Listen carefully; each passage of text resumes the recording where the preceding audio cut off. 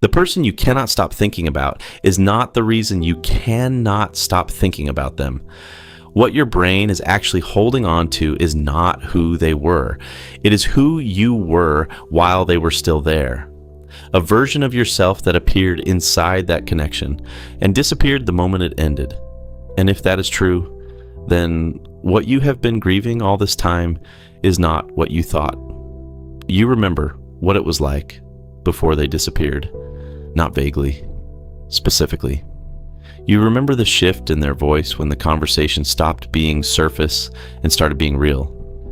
You remember the message they sent at 1 in the morning that had no reason to be that honest.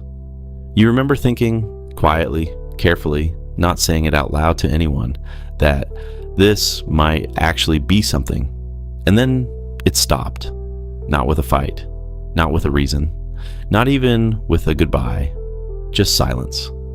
The kind that does not feel like an ending because nothing about it was finished. Most people will tell you the painful part is the rejection. It is not. The painful part is that you were never rejected. You were left in the middle of a sentence, and your brain has been trying to finish it ever since.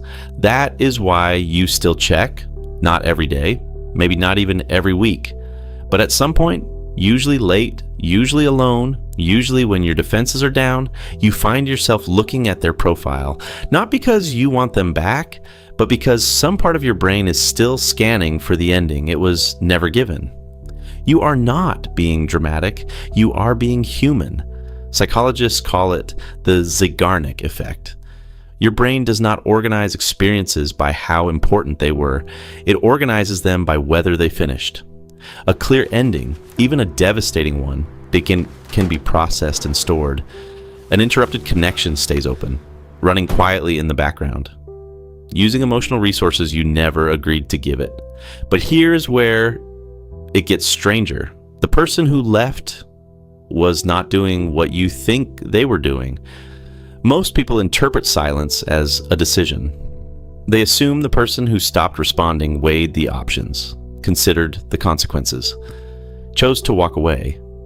But for some people who learned early that closeness comes with a cost, intimacy does not feel like warmth.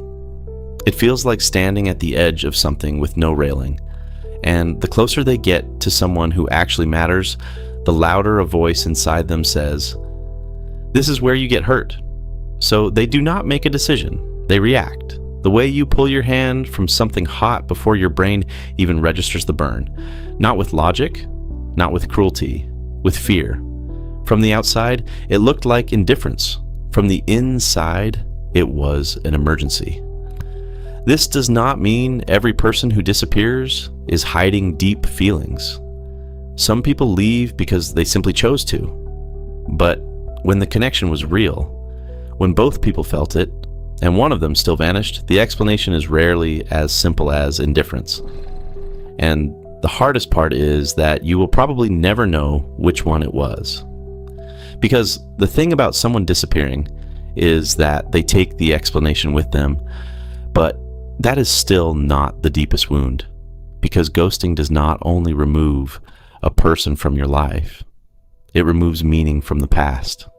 When someone vanishes without a reason, your brain does not just grieve forward, it reaches backward. It re-examines every conversation, every moment you believed was real, and it whispers, was any of that what I thought it was?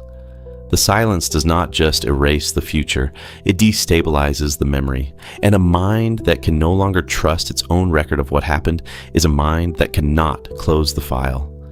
And that is why the moment you keep replaying is never the last conversation. It is the last good one, the one where everything still felt possible. You are not searching for where it went wrong. You are searching for proof that what you felt was not something you invented alone. Here's what most people never realize. You are not just carrying an unanswered question about another person. You are carrying something about yourself. There was a version of you that existed during that time, a version that was open enough to let someone matter, brave enough to believe something could start.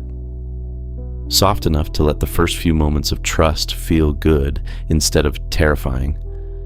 And when they disappeared, that version of you did not just lose a person.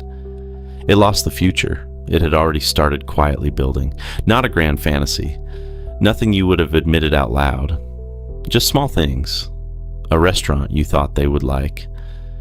A Sunday morning that did not have a plan yet, but somehow already had their shape in it. You had started living in a version of your life that included them. Just quietly. The way your mind begins furnishing a room the moment someone suggests it might be yours, and then the room disappeared, and you were left standing in the space where it was, with no proof it ever existed. That is the grief no one understands when you try to explain it. Because from the outside, nothing happened. No relationship ended. No promises were broken. There is nothing to point at and say, "This is what I lost." But you know what you lost. You lost the momentum of becoming someone, the person you were starting to be inside that possibility. A little more open, a little less guarded, a little closer to the version of yourself that only shows up when you believe someone might actually stay. And sometimes, late at night, when you catch yourself still thinking about it, still wondering what would have happened if one of you had just said the thing you were both too afraid to say. What you are really mourning is not them. It is the person you almost got to be. The one who existed for a few weeks inside a possibility that felt, for the first time in a long time, like it could be real. And the reason this memory has survived, when others from that same year have faded completely, is not accident. Your nervous system encodes at its highest resolution when you are most unguarded. And you were unguarded, believing. The interruption did not just stop the story. It froze you at your most open, and that is the frame your mind keeps returning to, not the person, the moment you were fully, dangerously yourself. The memories that last longest are never the ones where you were careful. They are the ones where you forgot to be. That is why it still aches, quietly, in a place most people never see. Not because you are broken, but because some doors only appear once. And by the time you realize what they were, the hallway has already changed.